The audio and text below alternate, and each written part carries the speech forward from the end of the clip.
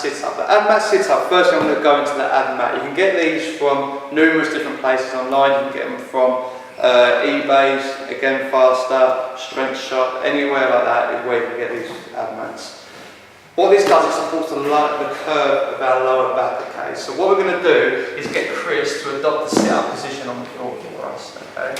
Now notice when he does this, notice when he does this, we push the mat right up into his butt, okay? Always be nice and close. And this curve is going to support the shape of his lower back. Now Chris is a shorter bloke, so this ab mat will probably suit him this way. But notice the curve is longer at one end and shorter at the other. So whatever way suits your back is whatever feels more comfortable and more natural, okay? It's just personal preference. That's going to take time for you just to get hold of one and just figure it out. Now we've got this, it supports our lower back in our sit-up. Next thing Chris is going to do is pull the soles of his feet together and drive his hip open. Now, all we've done, we've disengaged the hips and we're solely working our midline when we're hitting our sit-up. Next thing Chris is going to do is just roll back over the ab mat for us, letting the mat, and we can see this from side on now, naturally supporting the lower arc of his lumbar spine, okay, the lower arc of his lower back. He's going to sit back and his hands are going to touch the floor, his shoulders are in contact with the floor, and from here he's going to pull his hands up and touch the floor in front of his feet, okay?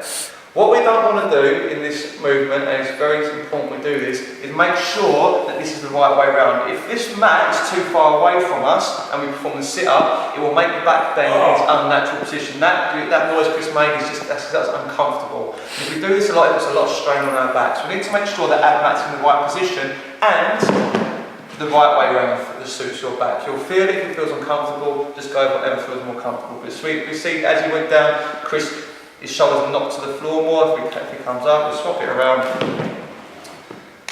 And then that way, Chris naturally lays onto the floor, okay, without that knocking. Also, just make sure we come up and we do touch the floor in front of our toes. What we don't want to do is come too short and just touch the ankles, okay? We want the full range of motion where we're hitting that midline all the way through, okay? If it's in competition, you would have to touch the floor behind your head, come up and touch the floor in front of your toes. So when we're doing it in practice, make sure we're hitting these positions. And that is the ab mat sit-up.